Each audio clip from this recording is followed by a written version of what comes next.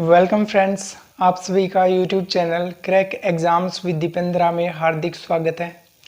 उम्मीद है आप सभी बहुत अच्छे से होंगे और आपकी पढ़ाई बहुत अच्छे से चल रही होगी।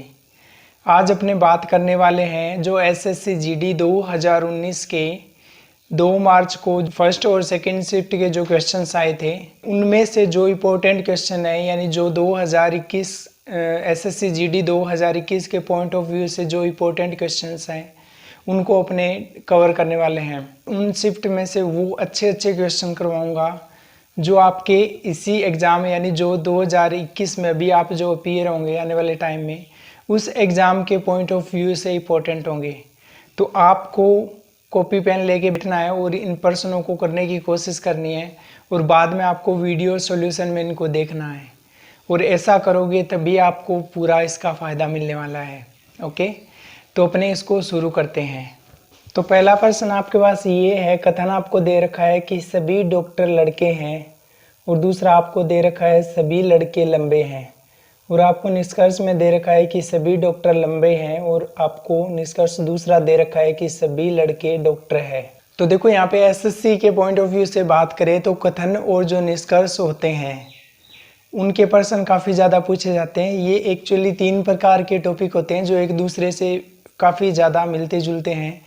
तो इनमें सबसे पहला आता है कथन निष्कर्ष आता है, दूसरा जो होता है वो होता है कथन और तर्क होता है, तीसरा जो होता है वो होता है कथन और पूर्वधारणाएं। और ये जो आपको क्वेश्चन दिया गया है ये आपके कथन और निष्कर्ष का दिया गया है, यानी आपको कथनों को देखते हुए यहाँ पे डायग्राम बनाना है और बाद में आपको बताना है कि कौन सा निष्कर्ष है वो इन कथनों पे लागू होता है या फिर नहीं होता। तो देखो आपके पास जो पहला कथन है वो आपको दे रखा है कि सभी डॉक्टर लड़के हैं, यानी आपको दे रखा है कि ये मान लेते हैं यहाँ पे ये आपके पास में डॉक्टर है, तो ये जितने भी डॉक्टर हैं ये सारे के सारे लड़के हैं। तो यहाँ पे क्या हो जाएगा कि ये सभी डॉक्टर हैं ये लड़के हैं, तो इसके ऊपर से बनेगा इस प्रकार से कि ये जो सभी डॉक्टर हैं ये क्या है, सारे के सारे लड़के हैं। तो यहाँ से ऐसा आ जाएगा, इसको बोलेंगे कि सभी डॉक्टर लड़के हैं। उसके बाद में दूसरा आपके पास कथन ये है कि सभी लड़के लंबे हैं, यानी ये जितने भी लड़के आपको दिखाई दे रहा है ये सारे के सारे लंबे हैं। तो यहाँ से इस प्रकार से हो जाएगा कि ये सारे आपके पास में जितने भी लड़के हैं ये लंबे हैं।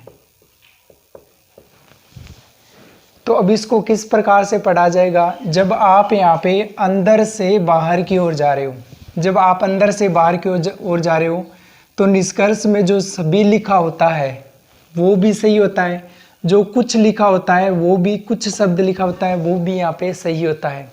लेकिन आप जब बाहर से अंदर की ओर आ रहे हो, बाहर से अंदर की ओर, तो केवल जो कुछ शब्द होता है वो सही होता है और जो सभी शब्द होता है वो यहाँ पे गलत होता है।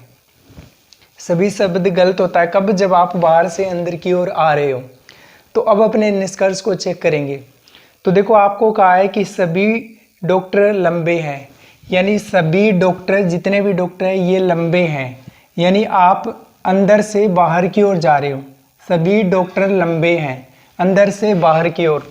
तो सभी भी सही होगा, कुछ भी सही होगा, यानी जो पहला निष्कर्ष आपके पास में कि सभी डॉक्टर लंबे हैं ये क्या हो जाएगा, यहाँ से सही हो जाएगा। उसके बाद में देखो दूसरा सभी लड़के डॉक्टर हैं, दूसरा जो निष्कर्ष आपके पास में ये दिया हुआ है कि सभी लड़के डॉक्टर हैं, यानी सारे के सारे जो लड़के हैं वो डॉक्टर हैं। यानी आप क्या कर रहे हो, तो आप आ रहे हो बाहर से अंदर की ओर आ रहे हो, सभी लड़के डॉक्टर हैं। बाहर से जब अंदर आ रहे हो तो सभी शब्द यहाँ पे सही होता है या गलत होता है, तो आपका आंसर क्या हो जाएगा, सभी शब्द गलत हो जाएगा। यानी आप ये कह सकते हो कि कुछ लड़के डॉक्टर हैं, कुछ लड़के डॉक्टर हैं, और आप ये कह सकते हो कि कुछ डॉक्टर लड़के हैं, तो वो सही हो जाएगा, कुछ डॉक्टर लड़के हैं। आप ये भी कह सकते हो कि कुछ डॉक्टर लंबे हैं, आप ये भी कह सकते हो कि सभी डॉक्टर लंबे हैं, आप ये भी कह सकते हो कि कुछ लड़के लंबे हैं। जब आप अंदर से बाहर जाओ तो सभी और कुछ दोनों सही होंगे, जब आप बाहर से अंदर आओ तो केवल कुछ शब्द सही होगा, सभी वाले क्या हो जाएंगे, गलत। लेकिन दूसरा जो निष्कर्ष है उसमें तो ये बोला गया है आपको कि सभी लड़के डॉक्टर है, तो ये क्या हो जाएगा, गलत हो जाएगा। आप ये कह सकते हो कि कुछ लड़के डॉक्टर हैं, सभी लड़के डॉक्टर यहाँ पे नहीं हैं, तो ये क्या हो जाएगा, आपके जो पहला निष्कर्ष है वो सही है, दूसरा यहाँ पे गलत है। उसके बाद प्रश्न संख्या 2 है अपने पास में, ये है कि 40 छात्रों की एक पंक्ति में मोनिस बाईं छोर से 13वें स्थान पर है और कुमार दाईं छोर से 9वें स्थान पर है। यदि हरि कुमार के बाएं से चौथे स्थान पर है तो मोनिस और हरि के बीच कितने छात्र हैं। देखो यहाँ पे ये जो प्रश्न है ये सिटिंग अरेंजमेंट का प्रश्न है। आपको यहाँ पे दे रखा है कुल छात्रों की संख्या, जो आपको दिया है यहाँ पे 40। तो कुल छात्र अपने पास है, ये हो गए यहाँ पे 40। उसके बाद में मोनिस है, उसकी आपको स्थिति दे रखी है बाएं से, यानी शोर से, ये हो गया बायां। और यहाँ पे इसकी स्थिति आपको दे रखी है 13वीं, यानी मोनिस जो है ये बाएं छोर से 13वें स्थान पर बैठा है। उसके बाद आपको स्थिति यहाँ पे दे रखी है कुमार की, और कुमार के बारे में आपको बोला है कि जो कुमार है वो दाएं छोर से, ये वाला दायां छोर हो गया, ये वाला बायां छोर हो गया। तो यहाँ पे बैठा है कुमार, और कुमार की आपको दे रखा है दाएं छोर से जो स्थिति है ये आपको दे रखी है 9वीं स्थिति आपको दे रखी है। अब जो हरि बैठा है वो कुमार के बाएं 4 स्थान पे बैठा है, चौथे स्थान पे बैठा है।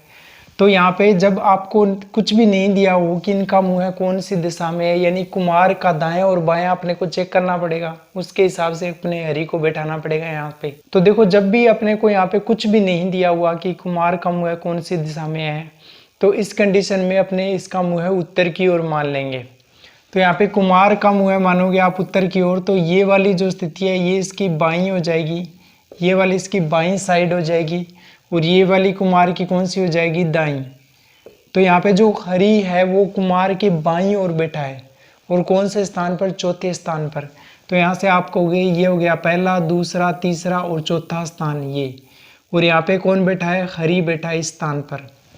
तो अपने बात करें कि हरि की स्थिति है वो दाएं ओर से कौन सी हो जाएगी, तो आप ये कहोगे देखो यहाँ से हरि की स्थिति लास्ट से, यानी ये जो पंक्ति का लास्ट है इससे हरि की स्थिति कौन सी हो जाएगी, तो 9 नंबर तक तो यहाँ पे कुमार बैठा हुआ था, तो यहाँ पे आ जाएगा 9, और इसके 4 स्थान आगे हरि बैठा है, तो प्लस इसमें कर देंगे अपने 4, यानी ये कितना हो जाएगा, तो ये हो जाएगा अपने पास 13वां, यानी जो हरि है वो उधर पंक्ति के दाईं तरफ से 13वें स्थान पर बैठा है। तो अब देखो यहाँ पे अपने को पता करना है यहाँ पे इनके बीच में छात्र कितने बैठे हैं, यानी यहाँ पे अपने को जो मध्य वाले छात्र है वो बताने हैं इनके बीच में किन किन के, एक तो मोनिस और हरि के बीच में जो छात्र बैठे हैं वो अपने को बताना है।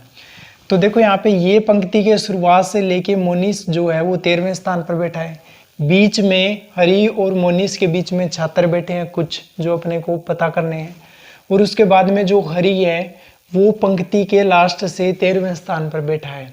तो अपने यहाँ से कैसे पता करेंगे, अपने को पता है कि जो कुल होता है ये होता है, आप कहोगे ये होता है आपके पास में दायां प्लस बायां और प्लस बीच वाले।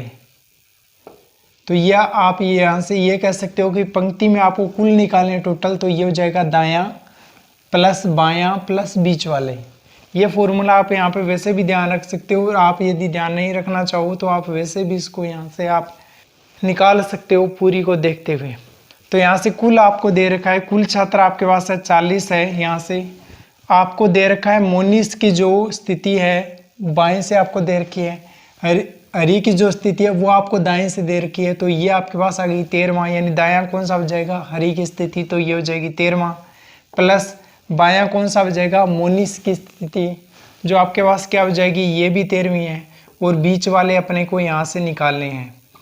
तो देखो बीच वाले कितने हो जाएंगे, तो इनको जोड़ेंगे तो ये हो जाएंगे 26 हो जाएंगे। तो यहाँ से जो बीच वाले हैं वो कितने हो जाएंगे, तो बीच वाले छात्र अपने पास हो जाएंगे, ये हो जाएंगे 40 में से अपने 26 को माइनस करेंगे तो 14, यानी जो बीच में छात्र बैठे हैं मोनिस और हरि के, ये बीच वाले टोटल कितने हैं, 14 छात्र।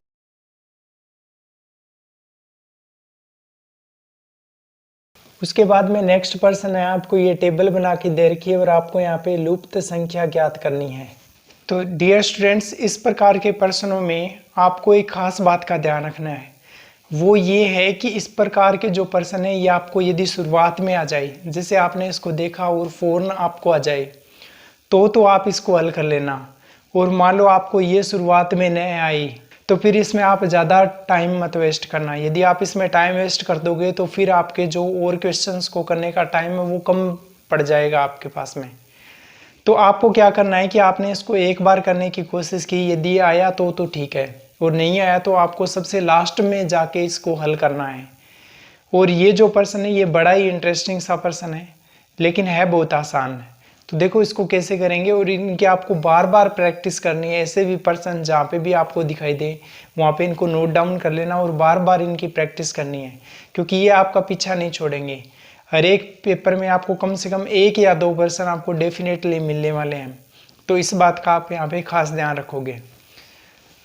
तो देखो यहाँ पे अपने बात करें तो क्या लिखा जा सकता, तो आप 31 को यहाँ पे लिख सकते हो। ये जोड़ोगे 13 प्लस उसके बाद में जो पहली वाली संख्या है ये वाली, इसका आधा कर दोगे, यानी ये हो जाएगा आपके पास में 36/2। इसी प्रकार अपने यहाँ पे 24 को क्या लिख सकते हैं, तो ये हो जाएगा 24 के लिए आप लिखोगे ये बीच वाली संख्या ऐसी की ऐसी प्लस जो पहले वाली संख्या है इसका आधा, तो ये हो जाएगा यहाँ पे 28/2। अब अपने क्या किया ध्यान से देखोगे तो अपने यहाँ पे 31 को क्या लिखा, बीच वाली संख्या प्लस पहले वाली संख्या का आधा। इधर अपने क्या किया, 24 को क्या लिखा, बीच वाली संख्या प्लस पहले वाली संख्या का आधा। अब इसको क्या लिखेंगे अपने, तो ये प्रश्न चिन्ह के स्थान पे हो जाएगा, अपने लिखेंगे बीच वाली संख्या जो क्या है 23 प्लस पहले वाली संख्या का आधा, तो ये हो जाएगा अपने पास में 18/2। यानी आप यहाँ पे जोड़ोगे तो 23 प्लस ये हो जाएगा 9, यानी आंसर क्या हो जाएगा आपके पास में 32 हो जाएगा। इसका आंसर क्या आ जाएगा आपके पास में 32 आ जाएगा। इस प्रकार से इसको करेंगे, इंटरेस्टिंग क्वेश्चन है ये। ओके, अपने बढ़ते हैं नेक्स्ट पर्सन पे। उसके बाद में नेक्स्ट पर्सन आपके पास में ये है कि स्वाति सॉफ्टवेयर कंपनी एक्स के प्रोजेक्ट मैनेजर पद के लिए चुने जाने वाले संभावित उम्मीदवारों में से एक है। और यहाँ पे आपको कथन ये दिया हुआ था और निष्कर्ष आपको दे रखा है कि स्वाति को सॉफ्टवेयर कंपनी एक्स के प्रोजेक्ट मैनेजर के रूप में चयनित किया जाएगा। पहला आपके पास निष्कर्ष, और दूसरा निष्कर्ष है कि स्वाति सॉफ्टवेयर कंपनी एक्स की प्रोजेक्ट मैनेजर के रूप में चयनित नहीं किया जाएगा। तो यहाँ पे आपको कथन दे रखा है और निष्कर्ष दे रखा है। तो कथन के आधार पे अपने को बताना है कि क्या इसके दोनों निष्कर्ष है वो निकाले जा सकते हैं या नहीं निकाले जा सकते। तो कथन और निष्कर्ष पे काफ़ी ज़्यादा प्रश्न पूछे जाते हैं। कथन और जो पूर्व धारणा है उस पर मुश्किल से 1 प्रश्न कभी कभी पूछ लिया जाता है, और कथन और तर्क पे जनरली एसएससी के एग्जाम में नहीं पूछा जाता है। तो ये जो पर्सन है यहाँ पे इसको आप ध्यान से पढ़ोगे तो कह रहे हैं कि जो प्रोजेक्ट मैनेजर है उनका चयन किया गया। जैसे मान लो बहुत सारे प्रोजेक्ट मैनेजर इंटरव्यू देने के लिए आए और उनमें से कईयों का चयन कर लिया, यानी आगे के प्रोसेस के लिए उनका चयन कर लिया। तो अब यहाँ पे निष्कर्ष आपको दिया हुआ है कि स्वाति है वो फाइनल में यानी लास्ट में जाके प्रोजेक्ट मैनेजर बन जाएगी या फिर वो नहीं बन पाएगी। तो देखो यहाँ पे अब तो सिर्फ अपने को इतना ही पता है कि संभावित है वो, अब उसका आगे जाके होना है या नहीं होना वो यहाँ से कथन से अपने क्लियरली नहीं कह सकते। हो भी सकता है कि स्वाति का आगे जाके फाइनल सिलेक्शन हो जाए प्रोजेक्ट मैनेजर पे, हो सकता है उसका नाम भी हो किसी कारण से वो रह जाए। तो यहाँ पे अपने कथन को देखते हुए कुछ भी यहाँ पे नहीं बता सकते। लेकिन यहाँ पे एक कंडीशन और है, आप यहाँ पे देखोगे जो पहला और दूसरा निष्कर्ष है वो दोनों एक दूसरे के विरोधाभासी है, यानी या तो वो प्रोजेक्ट मैनेजर बन जाएगी या फिर वो नहीं बन जाएगी। इसके अलावा तो और कोई काम होना है नहीं। तो देखो यहाँ पे आप कहोगे कि पहला और दूसरा निष्कर्ष है ये दोनों आपस में विरोधाभासी है एक दूसरे के, तो या तो ये लागू होगा या फिर ये लागू होगा, दोनों में से एक बार में केवल एक ही लागू होगा। तो इसका आंसर क्या आ जाएगा कि या तो पहले वाला, या तो फर्स्ट या फिर सेकंड लागू है।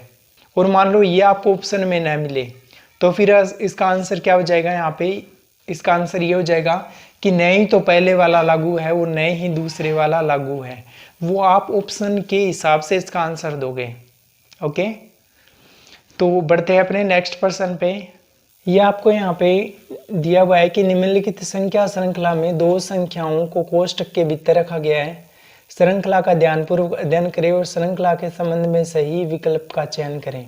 तो यहाँ पे अपने को दिया हुआ है इस प्रकार से ये संख्याएं दे रखी है और अपने को बताना है कि ये वाला जो है ये आपके पास में पहला कोष्टक है और ये जो आपके पास में ये सेकंड कोष्टक है। तो इसमें से बताना है कि इसमें से और इस कोष्टक में से कौन सा कोष्टक सही है और कौन सा गलत है, या फिर दोनों सही है या फिर दोनों ही गलत है। तो इसको चेक करेंगे अपने। तो देखो यहाँ पे सबसे पहले बात करें तो 11 को क्या लिख सकते हैं, तो अपने लिख सकते हैं 10 + 1, यानी 1 के बाद में 1 0 प्लस अपने लिख सकते हैं 1। इसी प्रकार अपने यहाँ पे 101 को क्या लिख सकते हैं, अपने लिख सकते हैं 100 + 1, यानी 1 के बाद में 2 0 प्लस 1। यहाँ पे अपने 1001 को क्या लिख सकते हैं, ये लिख सकते हैं 1000 + 1, यानी 1 के बाद में 3 0 प्लस 1। इसी प्रकार अपने इसको क्या लिख सकते हैं, जो आपको दे रखा 10,001, तो ये हो जाएगा 1 के बाद में 4 0 प्लस अपने लिख सकते हैं इसको 1। अपने इसको चेक करें तो यहाँ पे इसको क्या लिखा जा सकता है, तो देखो आप इसको लिख सकते हो 1 के बाद में कितने अंक है उतनी 0 आ जाएगी, तो ये हो जाएगा 1 के बाद में 5 अंक है तो 5 0 प्लस अपने यहाँ पे लिख सकते हैं 1। और इसको क्या लिख सकते हैं, 1 के बाद में कितने अंक है यहाँ पे, तो ये अपने पास टोटल है यहाँ से 7 अंक है, तो ये हो जाएगा 1 के बाद में यहाँ पे 7 0 प्लस आप इसको लिख सकते हो 1। तो अब आप इसको ध्यान से देखोगे कि कौन सा कोष्टक सही है और कौन सा यहाँ पे गलत है। तो ये हो जाएगा यहाँ से देखो लगातार क्रम में चलते आ रहे हैं, यहाँ पे 1 के बाद में 1 0 है, फिर 2 0, फिर 3 0, फिर यहाँ पे 4 0 और बाद में 1। तो ये तो लगातार क्रम यहाँ पे हो रहा है, यानी जो पहला कोष्टक है उसमें लगातार बढ़ता हुआ आ रहा है, तो ये तो यहाँ पे सही है, 1 के बाद में 4 0। अब इसको करें अपने, तो यहाँ पे आपको दे रखा है 5 अंक का, तो उसके बाद में 4 के बाद में यहाँ पे टोटल हो गई 5 0 और यहाँ पे 1, ये भी यहाँ पे लागू हो रहा है इस जगह पे। इसमें 1 के बाद में 7 0 हो रही है, जबकि यहाँ पे क्या हो रही है 5 0 है इसमें, जबकि इसमें कितनी हो रही है 7 0 हो रही है। तो ये वाला यहाँ पे क्या है, गलत है, क्योंकि क्रम का पालन करना ही चाहिए था। यहाँ पे 1 0 2 0 3 0 4 0, यहाँ पे 5 0, यहाँ पे 1 के बाद में 6 0 होनी चाहिए थी, लेकिन यहाँ पे कितनी हो रही है, 1 के बाद में 7 0 हो रही है। तो जो दूसरा कोष्टक है वो यहाँ पे क्या है, गलत है। उसके बाद में नेक्स्ट प्रश्न आपके पास है कि कक्षा की बेंच पर कुछ छात्र बैठे हैं। आनंद है वो बाएं छोर से 7वें स्थान पर बैठा है, विनय दाएं छोर से 5वें स्थान पर बैठा है। आनंद और विनय के बीच में 5 छात्र बैठे हैं। कुल मिलाकर कक्षा में बेंच की 6 पंक्तियां हैं, जिनमें से सभी पर समान संख्या में छात्र बैठे हैं। तो कक्षा में छात्रों की कुल संख्या आपको बतानी है। तो देखो यहाँ पे अपने बात करें तो आनंद है ये बाएं छोर से बैठा है, यहाँ पे आनंद है आपके पास में और ये बाएं छोर से बैठा है। यहाँ पे आपको दे रखा है 7वें स्थान पर, ये इसका स्थान कौन सा, ये इसका 7वां है, यानी इस छोर से बाएं छोर से इसको बोलेंगे बायां, और ये जो बायां छोर है इस छोर से ये 7वें स्थान पर बैठा है। उसके बाद में अपने बात करें विनय की, तो यहाँ पे आपको दे रखा है विनय, और ये जो विनय है ये दाएं छोर से आपको दे रखा है 5वें स्थान पर है। यहाँ से ये दाएं छोर ये वाला दायां छोर है और इस दाएं छोर से ये 5वें स्थान पर बैठा है। उसके बाद में आपको दे रखा है जो बीच में छात्र है इन दोनों के बीच में 5, यानी यहाँ पे टोटल यहाँ पे 5 छात्र और बैठे हैं। इस प्रकार से 5 छात्र इनके बीच में है। तो अपने यहाँ पे कुल छात्रों की संख्या निकालेंगे, तो कुल छात्र यानी एक पंक्ति में कुल छात्र, तो ये क्या हो जाएगा, तो ये हो जाएगा अपने पास में दायां प्लस क्या हो जाएगा बायां और प्लस आपके पास आ जाएगा बीच वाले, ये हो जाएगा। आप इन सभी को जोड़ोगे तो यहाँ से ये मिलेगा कुल छात्र एक पंक्ति में, तो ये हो जाएगा दायां यानी इधर से, तो ये हो जाएगा 5वां, 5 ही हो गए, प्लस बायां, तो इधर से आप बायां जोड़ोगे तो ये हो जाएगा 7 प्लस बीच वाले, तो यहाँ पे बीच में 5 और बैठे हैं, तो ये हो जाएगा टोटल यहाँ से करोगे तो ये हो जाएगा आपके पास में 17 छात्र, यानी एक पंक्ति में कितने छात्र बैठे हैं, 17 छात्र बैठे हैं। ऐसे टोटल वहाँ पे 6 पंक्तियाँ हैं। तो 6 पंक्तियों में अपने बात करें कुल छात्र की, कुल छात्र और कितनी पंक्तियों में, तो ये 6 पंक्ति में अपने बात करें तो ये हो जाएगा कि एक पंक्ति में 17 है अपने पास में, तो 6 में कितना हो जाएगा, तो अपने 17 को 6 से गुणा कर देंगे तो ये हो जाएगा अपने पास में 102 छात्र, यानी टोटल कितने छात्र हो जाएंगे, यहाँ से 102 छात्र हो जाएंगे अपने पास में।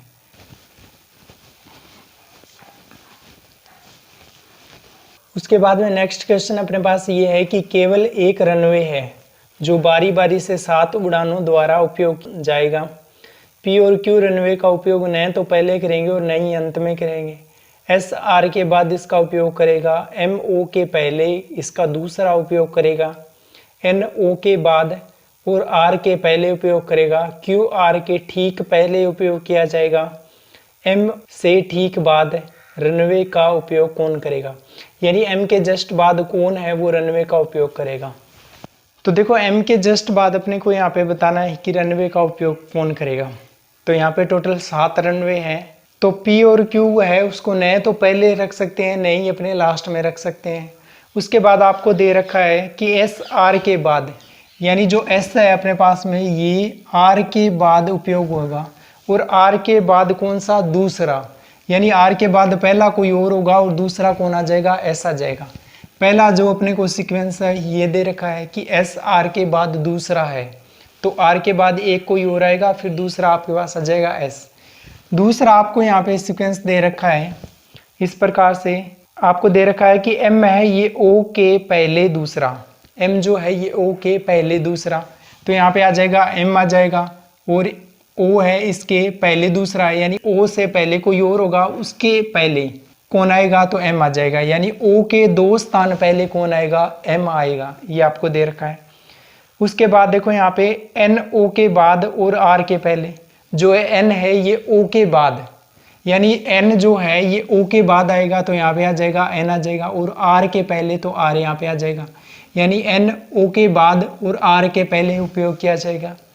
उसके बाद आपको दे रखा है कि क्यू आर के ठीक पहले, यानी जो क्यू है वो आर के ठीक पहले आना चाहिए, तो यहाँ पे तो जगह नहीं है, यानी यहाँ पे ये जो पर्सन है ये पर्सन यहाँ पे ऐसा होना चाहिए था कि क्यू आर के ठीक बाद उपयोग किया जाएगा। यदि आप ऐसा करोगे तो आपका आंसर यहाँ पे नहीं आने वाला है, ये यहाँ पे मिस प्रिंट है, एसएससी के अंदर ये क्वेश्चन ही यहाँ पे गलत पूछा गया है।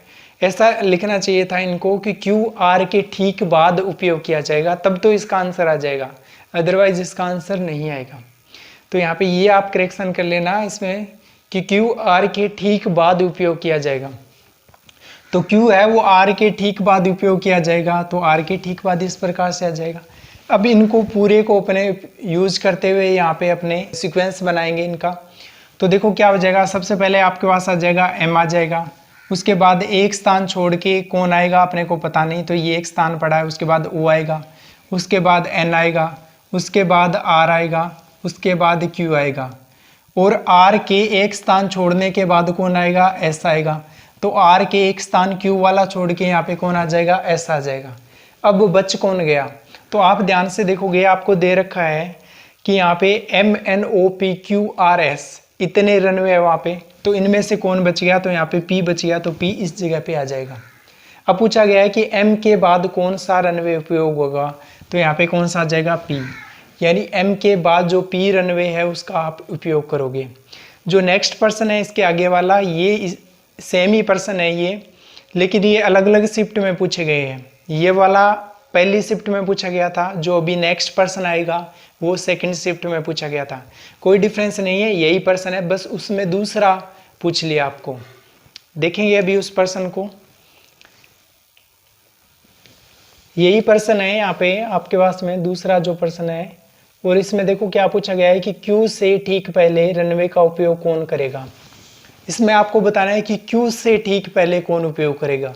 तो आप देखोगे क्यू से ठीक पहले, यानी क्यू के ठीक पहले कौन सा उपयोग करेगा, तो आंसर क्या हो जाएगा, आर, यानी जो आर रनवे है वो क्यू से ठीक पहले उपयोग किया जाएगा।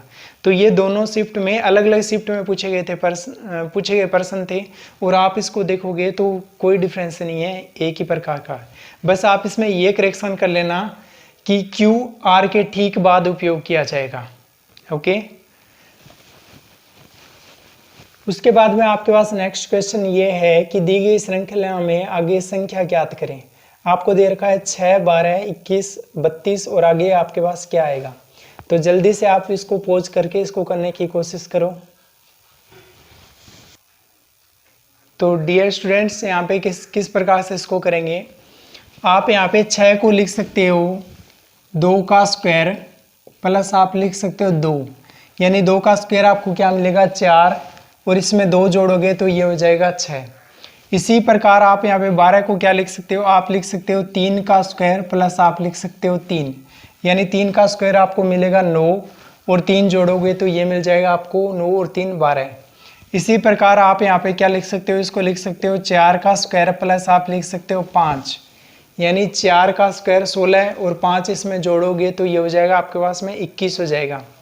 यहाँ से 32 को अपने क्या लिख सकते हैं, तो ये हो जाएगा अपने पास में 5 का स्क्वायर प्लस हो जाएगा 7। अब आगे वाली जो आएगा यहाँ पे वो क्या आएगा, तो देखो ये लगातार चलते जा रहे हैं, यहाँ पे 2 का स्क्वायर, यहाँ पे 3 का स्क्वायर, यहाँ पे 4 का, यहाँ पे 5 का, तो यहाँ पे आपके पास आ जाएगा 6 का स्क्वायर, यानी 36 तो हो गया। और साथ में इसमें जोड़ा क्या जाएगा, यहाँ पे कुछ जोड़ना भी होगा, जैसे ये जोड़ा गया है इसी प्रकार कुछ जोड़ा भी जाएगा। तो आप इनको ध्यान से देखोगे ये, तो आप ये कहोगे कि 2 3 5 7 ये क्या है आपके पास में, तो ये सभी जो है 2 3 5 7 ये आपके पास में अभाज्य संख्याएं हैं। अभाज्य संख्याएं क्या होती है, अभाज्य संख्याएं होती है आपके पास में कि ऐसी संख्याएं जिनमें केवल और केवल एक और खुद संख्या का भाग जाए, यानी एक का भाग जाए और खुद उस संख्या का भाग जाए। जैसे आप देखोगे यहाँ पे 2 में, तो 2 में 1 का भाग जाता है और खुद 2 का जाता है। इसी प्रकार आप देखोगे 3, तो 3 में 1 का भाग जाता है और खुद 3 का जाता है। इसी प्रकार 5 में देखोगे तो 5 में 1 का जाता है और खुद 5 का जाता है। 4 यहाँ पे क्यों नहीं आया, तो 4 यहाँ पे इसलिए नहीं आया क्योंकि देखो 4 में आप कहोगे 1 का भी भाग जाता है, 4 में 2 का भी भाग जाता है और 4 में 4 का भी भाग जाता है। तो मैंने आपको बताया था कि एक और खुद संख्या का जाना चाहिए था, लेकिन यहाँ पे तो 2 का जा रहा है, इसलिए ये क्या है, अभाज्य संख्या नहीं है। इसी प्रकार जो 6 है, 6 में भी आपके 1 का जाता है, 3 का जाता है, 6 का जाता है, तो ये भी अभाज्य संख्या नहीं है। यानी अपने को केवल यहाँ पे अभाज्य संख्याएं जोड़नी है। तो ये हो गया अपने पास में 6 का स्क्वायर आ गया, प्लस इसमें इसके जस्ट आगे वाली अभाज्य संख्या जोड़नी है। तो देखो 7 के बाद में अभाज्य संख्या आप कहोगे 8, तो 8 क्या अभाज्य संख्या होती है, नहीं होती, तो ये भी नहीं जोड़ा जाएगा। 9 क्या 9 अभाज्य संख्या होती है, ये भी नहीं होती। 10 भी आपके पास में अभाज्य संख्या नहीं होती, तो क्या होगी, 11 हो जाएगी। तो आप ये कहोगे ये हो जाएगी 11। 11 में किस किस का भाग जाएगा, 1 का जाएगा और खुद 11 का जाएगा। तो यहाँ पे आप इनको जोड़ोगे तो ये क्या हो जाएगा, तो ये हो जाएगा आपके पास में 6 का स्क्वायर 36 हो जाएगा और इसमें 11 जोड़ोगे तो ये हो जाएगा आपके पास में 47। यानी इसका आंसर क्या आ जाएगा आपके पास में 47 आ जाएगा। तो ये जो प्रश्न है काफ़ी ट्रिकी है लेकिन आसान है, कोई इसमें ज़्यादा टफ नहीं है। तो ये प्रश्न ये जो प्रश्न है इनको आप नोट कर लोगे रजिस्टर में और बार बार इनको प्रैक्टिस करनी है। बार बार प्रैक्टिस करोगे तब आपको कोई भी दिक्कत नहीं आएगी, एग्जाम में जाने पे आप इसको देखते ही कर सकते हो। और बाई चांस आप इसको नहीं प्रैक्टिस किया, आपने इसकी बार बार करने की कोशिश नहीं की, तो फिर आपको वहाँ पे डेफिनेटली दिक्कत आने वाली है। और कंपटीशन है वो एक एक नंबर का मायने रखता है। ये पर्सन है ये 1 नंबर का आएगा और 1 नंबर बहुत मायने रखता है। क्लियर है आपको, तो 1 नंबर भी नहीं छोड़ना है अपने को। अपना टारगेट ये है कि अपने 100 में से 100 नंबर लेके आए। 100 में से 100 नंबर कब आएंगे, जब आप एक एक पर्सन के लिए स्ट्रगल करोगे तभी आएंगे। ओके,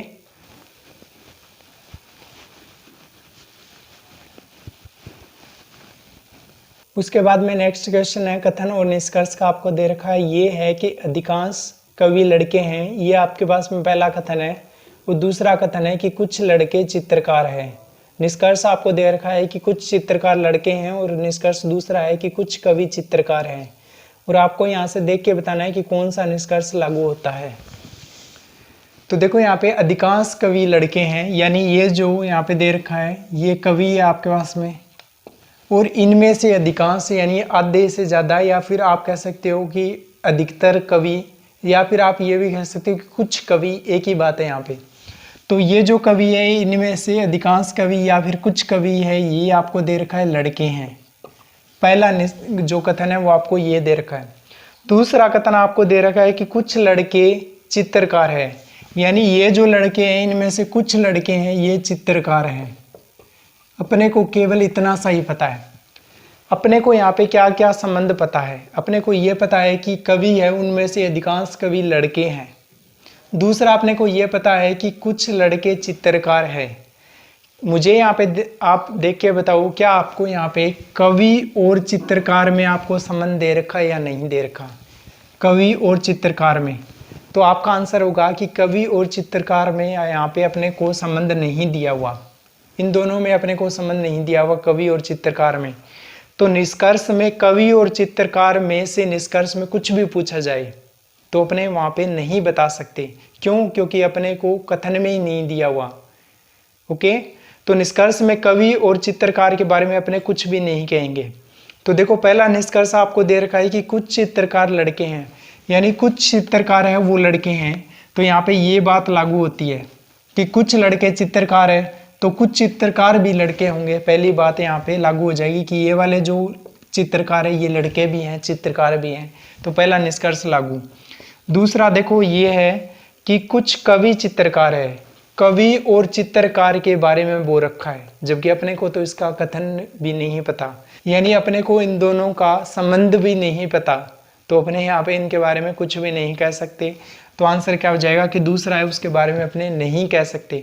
हो सकता है आपस में दोनों का संबंध हो सकता है ना भी हो, लेकिन अपने को तो वही आंसर देना जो 100% सत्य हो। तो आंसर क्या आ जाएगा कि केवल पहला निष्कर्ष यहाँ पे लागू होता है, दूसरे वाले का अपने नहीं कह सकते, इसलिए उसको छोड़ देंगे। उसके बाद में नेक्स्ट पर्सन, ये भी आपके पास में कथन निष्कर्ष का है। पहला कथन है कि सभी पेंसिल गलियां हैं, दूसरा है सभी गलियां कुटिया हैं।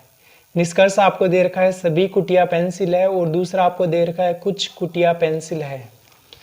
तो ये भी आपके पास में आसान सा प्रश्न है। देखो मैंने यहाँ पे कथन निष्कर्ष के प्रश्नों को ज़्यादा क्यों रखा है, क्योंकि बहुत सारे बच्चों को इसमें दिक्कत आती है और वो ये पहचान नहीं पाते कि कौन सा निष्कर्ष गलत है और कौन सा सही है, इसलिए वो इस प्रश्न को गलत करके आ जाते हैं। लेकिन आप इसको ध्यान से देखोगे तो बहुत आसान है ये, जैसा मैं आपको बता रहा हूँ वैसा आप करते जाओ, बहुत आसान है ये। बाकी मैं आपको अलग से एक टॉपिक में इसको करवाऊंगा, तब आप इसको समझ लेना। तो आपको पहला कथन दे रखा है ये है कि सभी पेंसिल गलियां हैं, यानी यहाँ पे ये आपके पास में दे रखा है पेंसिल है ये, और ये जो सभी पेंसिल है ये सभी की सभी गलियां हैं। सभी पेंसिल आपके पास क्या है, गलियां हैं। उसके बाद में देखो सभी गलियां कुटिया है, ये आपको दे रखा है, यानी सभी जो गलियां हैं ये सारी की सारी क्या है, यहाँ पे कुटिया है। ये जो सभी गलियां ये आपको दे रखा है कुटिया है। तो अब देखो आप जब, मैं आपको दोबारा से बता देता हूं, आप जब अंदर से बाहर की ओर जाओगे, अंदर से बाहर की ओर जाओगे तो सभी शब्द भी क्या हो जाएगा, सही हो जाएगा। कुछ शब्द भी क्या हो जाएगा आपके पास में, सही हो जाएगा। अंदर से बाहर की ओर जाओ तो सभी और कुछ दोनों सही होंगे, लेकिन आप जब बाहर से अंदर की ओर आओ तो केवल जो कुछ शब्द होगा वही सही होगा। सभी वाला जो है ये आपके पास में गलत हो जाएगा। इस चीज़ को आप ध्यान रखना। जब आप बाहर से अंदर की ओर आओ तो केवल कुछ शब्द है वही सही होगा, सभी वाला आपके पास में गलत हो जाएगा। अब देखो निष्कर्ष को। पहला निष्कर्ष है कि सभी कुटियाँ पेंसिल है। सभी कुटिया जो है ये पेंसिल है। जब आप कहाँ से कहाँ आ रहे हो, जब आप बाहर से अंदर की ओर आ रहे हो, यानी आप बाहर से अंदर की ओर आ रहे हो, सभी कुटिया पेंसिल है, तो सभी वाले शब्द क्या हो जाएंगे, गलत। यानी जो पहला निष्कर्ष है ये क्या है, यहाँ पे पूरी तरह से गलत है। दूसरा देखो यहाँ पे आपको दे रखा है कि सभी गलियां कुटिया है, यानी सभी गलियां कुटिया है। आप कहाँ से कहाँ जा रहे हो, आप अंदर से बाहर की ओर जा रहे हो, गलियों से आप जा रहे हो कुटिया। तो यहाँ पे आपको बताया था कि सभी और कुछ दोनों शब्द क्या होते हैं, सही होते हैं। तो यहाँ पे दिया है कि सभी गलियां कुटिया है, तो दूसरे वाला निष्कर्ष यहाँ पे लागू होता है, यानी दूसरे वाला क्या है, यहाँ पे सही है।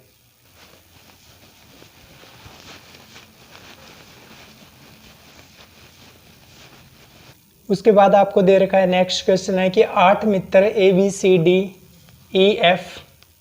और G चर्चा के लिए गोलाकार मेज के चारों ओर आमने सामने बैठे हैं। AF के सामने है और E के दाएं से दूसरा है। B और D आमने सामने हैं। G C और A के बीच में है। H E के बाईं ओर है। तो आपसे पूछा गया है कि E के सामने कौन बैठा है।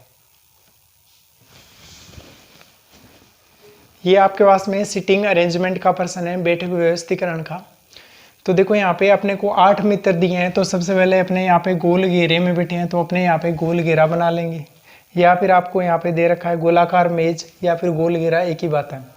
यहाँ पे 8 हैं तो यहाँ पे इनको आमने सामने बिठा लेंगे इस प्रकार से। तो यहाँ पे हो जाएंगे ऐसे 8 मित्र। उसके बाद में देखो यहाँ पे आपको दिया है कि ए एफ के सामने, यानी ए है वो एफ के सामने बैठा है। तो आप कहीं से भी शुरू कर सकते हो। मान लो यहाँ पे ए है, ये एफ के सामने, तो एफ के सामने तो एफ यहाँ पे होगा, तभी ए एफ के सामने होगा। उसके बाद में देखो ए एफ के तो सामने है और ई के दाएं से दूसरा है। ए जो है वो एफ के तो सामने हो गया, लेकिन ई के दाएं कौन? पहले वाला, और पहले वाला कौन? ए। तो ए है वो ई के दाएं। तो यहाँ पे अपने को देखो, यहाँ पे ये बताया हुआ नहीं है पूरे प्रश्न में कि इनका मुंह है कौन सी दिशा में है, यानी मेज के किस ओर है। तो मैंने आपको बताया था कि जब कुछ भी नहीं दिया हुआ तो इनका मुंह है अपने केंद्र की ओर मान लेंगे, यानी इनका मुंह है, सभी का मुंह है अंदर की ओर है। तो यहाँ पे ए का मुंह है भी अंदर की ओर है, एफ का मुंह है भी अंदर की ओर है। तो देखो यहाँ पे ई है, जहाँ पे बी है उसके दाएं और दूसरा कौन होना चाहिए? ए होना चाहिए। यहाँ पे मैं ई को इस जगह पे बिठाऊंगा, तब देखो ई का ये वाला जो है ये ई का बायां हो जाएगा, और ये वाला जो है ये ई का दायां हो जाएगा। तो ए है वो ई के दाएं और दूसरा है। तो यहाँ पे देखो ए है वो ई के दाएं और दूसरा हो गया। अब देखो उसके बाद में बी और डी आमने सामने बैठे हैं, लेकिन कहाँ पे बैठे हैं आमने सामने? तो अपने को अभी तक भी नहीं पता चला। हो सकता है यहाँ पे दोनों आमने सामने बैठे हो सकता है यहाँ पे भी आमने सामने बैठे हो। आगे बढ़ेंगे, बाद में इसको करेंगे। तो अब देखो आगे क्या दिया है, जी है वो सी और ए के बीच में है। जो जी है वो सी और ए के बीच में है। तो मान लो मैं यहाँ पे जी को बिठाऊं, तो अब सी कहाँ पे आएगा? क्या इसके ऊपर थोड़ी जाके बैठेगा कि ले मुझे बिठा ले तेरे ऊपर? ऐसा नहीं होगा यहाँ पे। क्लियर है? तो देखो कहाँ पे आएगा, जो जी है वो यहाँ पे आ जाएगा इस जगह पे, जी इस जगह पे आएगा, और सी कहाँ पे आ जाएगा? इस जगह पे। यानी जी है वो सी और ए के बीच में आएगा। उसके बाद में एच ई के बाएं ओर है, जो एच है वो ई के बाएं, तो ई का बायां कौन सा हो जाएगा? ये वाला हो जाएगा, और यहाँ पे कौन आएगा? एच आ जाएगा आपके पास में। अब देखो उसके बाद आपको बोला गया था कि बी और डी आमने सामने हैं, तो यहाँ पे कहीं पे भी बिठा सकते हो, चाहे आप यहाँ पे बी को बिठाओ, चाहे आप यहाँ पे बी को बिठाओ, चाहे आप यहाँ पे डी को बिठाओ, चाहे आप यहाँ पे डी को बिठाओ, कोई फर्क नहीं पड़ेगा उससे। उसके बाद देखो यहाँ पे आपको बोला गया कि ई के सामने कौन बैठा है, तो ई के सामने ई यहाँ पे है, और इसके सामने कौन बैठा है? सी। तो आपका आंसर क्या हो जाएगा कि ई के सामने सी बैठा है। क्लियर है आप सभी को? ई के सामने कौन बैठा है? सी।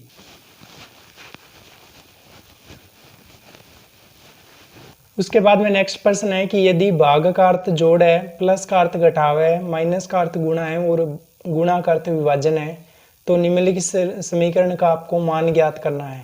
तो ये अपने पास प्रश्न है जो आपको दिया गया है। अब यहाँ पे भाग का अर्थ जैसे मान लो आपको जो भी दिया है उसके अकॉर्डिंग अपने इसको चेंज करेंगे, गुणा का अर्थ जो भी है उसके अकॉर्डिंग अपने इसको चेंज करके इसको हल करेंगे। तो देखो 48 है वो ऐसा का ऐसा आ जाएगा, और गुणा का अर्थ आपको दे रखा है कि गुणा का जो अर्थ है वो विभाजन है, यानी गुणा का अर्थ क्या है? यहाँ पे भाग है, तो ये हो जाएगा 48 भाग 6। उसके बाद घटाव का अर्थ या फिर माइनस का अर्थ आपको दे रखा है कि माइनस का अर्थ गुणा है, तो यहाँ पे माइनस की जगह पे गुणा आ जाएगा, और 5 ऐसा कैसा जाएगा। उसके बाद आपको दे रखा है कि भाग का अर्थ जोड़ है, यानी ये वाला जो भाग है इसका अर्थ क्या है? जोड़, तो यहाँ पे प्लस लगा देंगे 8।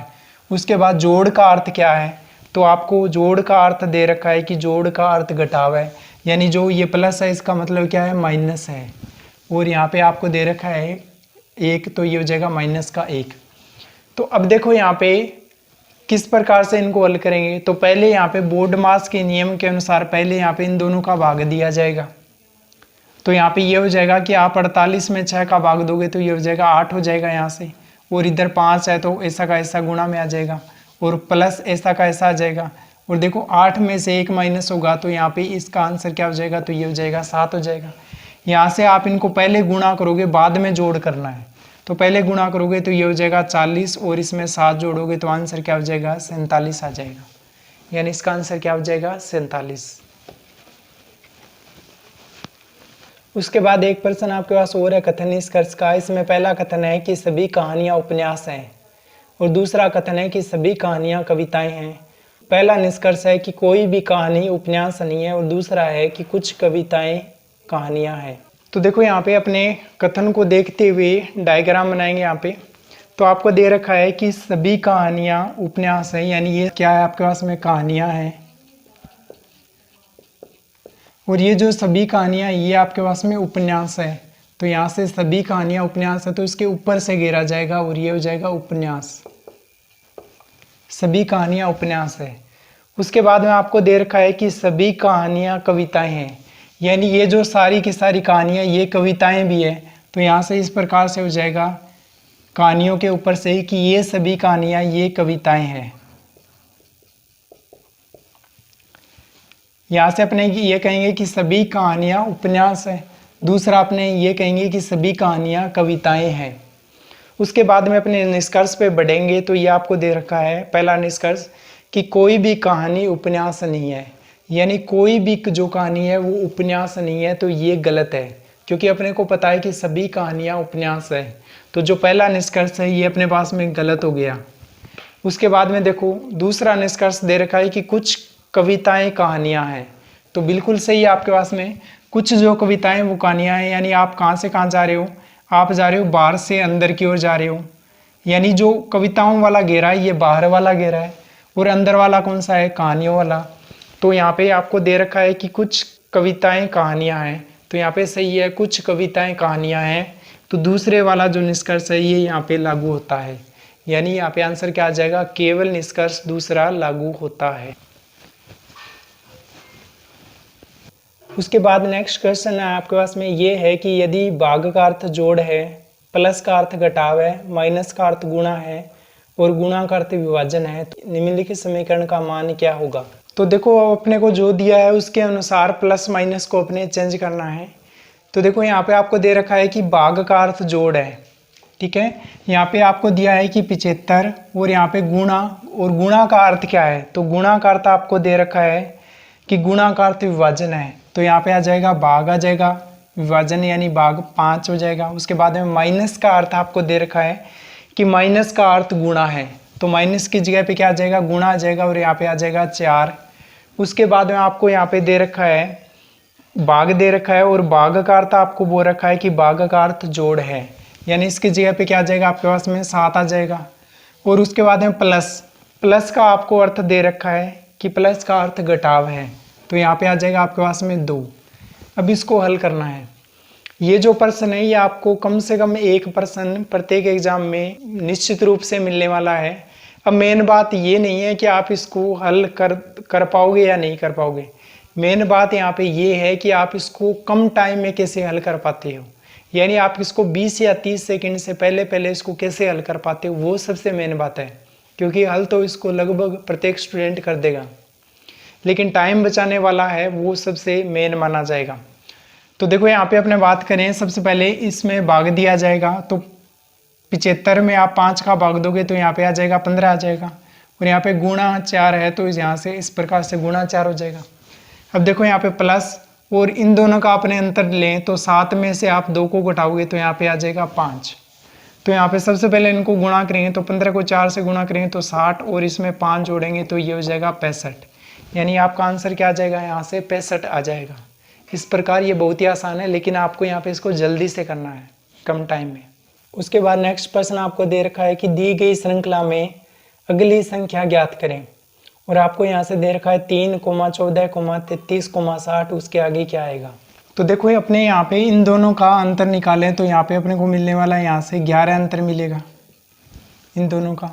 उसके बाद में अपने इन दोनों का अंतर निकालेंगे तो यहाँ से अपने को 19 अंतर मिलने वाला है। उसके बाद में अपने इन दोनों का अंतर निकालेंगे तो यहाँ से अपने को इन दोनों का अंतर जो मिलेगा ये मिल जाएगा यहाँ से 27 मिलने वाला है। तो अपने यहाँ से ये अंतर निकाला। अब अपने दोबारा से इन दोनों का अंतर निकालेंगे तो ये अपने को यहाँ से मिलेगा 8 मिलेगा, और इन दोनों का अपने अंतर निकाले 19 और 27 का तो ये भी अपने को 8 मिलेगा। अब जो आगे वाली संख्या आएगी इन दोनों का अंतर निकालें तो ये भी अपने को क्या मिलने वाला है, 8 मिलने वाला है, यानी यहाँ पे भी 8, यहाँ पे भी 8, यहाँ पे भी क्या हो जाएगा 8 हो जाएगा। यानी यहाँ पे क्या आएगी, तो 27 में आप 8 जोड़ोगे तो ये हो जाएगा आपके पास में 35 हो जाएगा। तो अब देखो इसका मतलब क्या हुआ कि आप इस संख्या में और आगे वाली संख्या में अंतर निकालो तो आपको यहाँ पे 35 का अंतर आना चाहिए। यानी आप 60 और इसके आगे वाली संख्या जो अपने को निकालनी है उसमें आप अंतर निकालोगे तो 35 का अंतर आना चाहिए। तो आप ये कहोगे आगे वाली संख्या क्या हो जाएगी, तो ये हो जाएगी 60 और 35 इसमें जोड़ेंगे तो यहाँ से ये हो जाएगी 95। ऐसा क्यों किया, क्योंकि देखो आपने यहाँ पे अंतर निकाला तो 27 आया था, अंतर है वो इस संख्या में जोड़ेंगे तो ये वाली आएगी। यानी जब आप ये जो 27 है ये इसमें जोड़ोगे 33 में तब आपके पास ये आएगी। ऐसे ही आप जब 19 है वो इसमें जोड़ोगे तो आपके पास ये वाली संख्या आएगी। ऐसे ही अपने क्या करेंगे, जो 35 है वो इसमें जोड़ेंगे तो अपने को ये वाली संख्या मिलेगी। तो यहाँ पे अपने पास आंसर क्या आ जाएगा, इसकी जगह पे प्रश्नवाचक चिन्ह की जगह पे 95 आ जाएगा।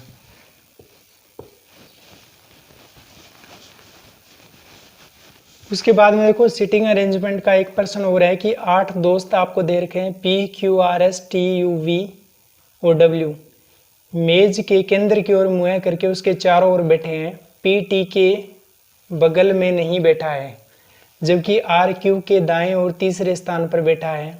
WT के बाएं से दूसरे स्थान पर बैठा है जो R के दाएं ओर बैठा है।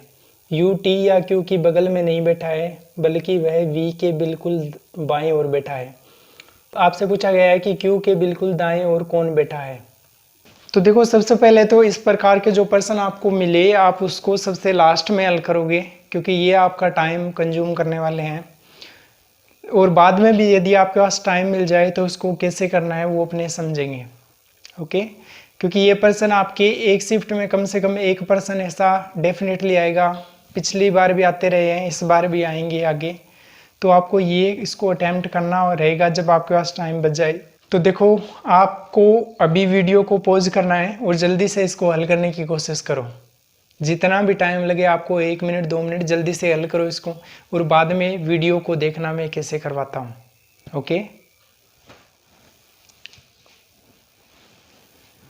ओके, तो अपने इसको शुरू करते हैं। देखो आपको ये दे रखा है 8 दोस्त हैं, मेज के केंद्र की ओर मुंह कर रखा है और आमने सामने बैठे हैं।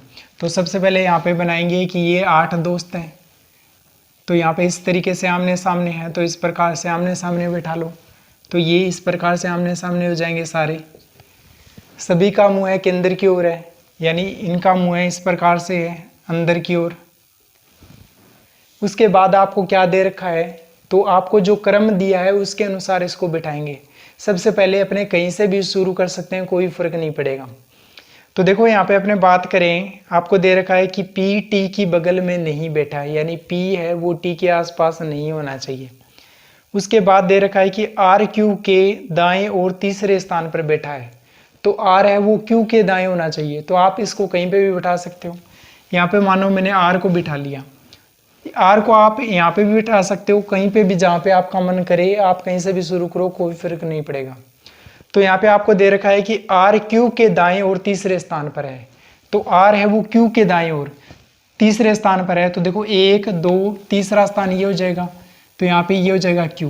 अब अपने बात करें इसका मुंह है कहाँ पे है, केंद्र की ओर है, तो ये इसका जो होगा ये इसकी हो जाएगी आपके पास में दाईं तरफ हो जाएगी, और ये जो उधर वाली है ये बाईं तरफ हो जाएगी।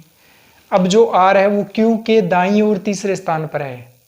ओके, उसके बाद में देखो W T के बाएं से दूसरे स्थान पर बैठा है। W है वो T के बाएं ओर होना चाहिए, यानी आप ये कहोगे कि जो W है वो T के बाएं ओर होना चाहिए, और कुछ कौन से स्थान पर, दूसरे स्थान पर, तो एक बीच में और होगा, यहाँ पे T आ जाएगा। यानी W है वो T के बाएं और दूसरे स्थान पर। उसके बाद में आपको एक कंडीशन और भी दे रखी है यहाँ पे, और वो क्या है, वो देखो ये दे रखा है जो R के दाएं ओर बैठा है। ओके, जो R के दाएं ओर बैठा है, जो जिसका ये जो शब्द होते हैं वो किसके लिए होते हैं, बाद वाले के लिए होते हैं। ठीक है, मैंने आपको पहले भी बताया था, जो पिछली वीडियोज है उसमें भी आप देख सकते हो कि जो और जिसका शब्द होता है ये आपके पास होता है बाद वाले के लिए, लेकिन आपके पास और तथा इस प्रकार के जो शब्द होते हैं ये होता है पहले वाले के लिए। इनको आप अच्छे से ध्यान रखना, इनका कभी भी मत भूलना इनको, और नहीं इसमें कन्फ्यूजन होना चाहिए आपको। जो जिसका बाद वाले के लिए और तथा पहले वाले के लिए। तो यहाँ पे आपको दे रखा है कि W T के बाएं से दूसरे स्थान पर है, जो R के दाएं ओर बैठा है, यानी जो आया है यहाँ पे T के लिए, टी है वो आर के दाएं ओर बैठा है, तो टी है वो आर के दाएं ओर बैठा है, तो यहाँ पे कौन आ जाएगा इस जगह पे, आर का दायां ये वाले हो जाएगी, और यहाँ पे आ जाएगा टी। अब टी के एक स्थान छोड़ के बाईं ओर कौन होना चाहिए, डब्ल्यू होना चाहिए, तो यहाँ पे एक स्थान छोड़ा और यहाँ पे कौन आ जाएगा, डब्ल्यू। तो यहाँ पे हो जाएगा, अब इसको पूरी लाइन को देखोगे तो आप ये कहोगे कि डब्ल्यू टी के बाएं से दूसरे स्थान पर है, तो देखो डब्ल्यू टी के बाएं से दूसरे स्थान पर है। उसके बाद में जो यानी कौन, टी आर के दाएं ओर बैठा है, तो टी है वो आर के दाएं ओर बैठा है। उसके बाद में देखो यहाँ पे आपको और क्या दे रखा है, U है वो T या Q के बगल में नहीं होना चाहिए। U जो है वो T के बगल में नहीं होना चाहिए, यानी यहाँ पे नहीं होगा। उसके बाद में Q के बगल में भी नहीं होना चाहिए U, तो Q यहाँ पे है तो U यहाँ पे भी नहीं होगा, U यहाँ पे भी नहीं होगा।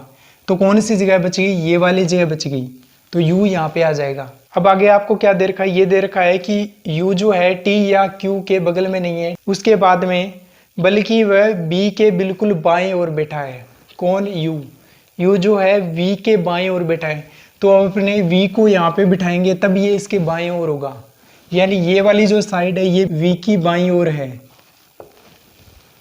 तो U जो है वो V के बाईं ओर बैठा है यहाँ पे।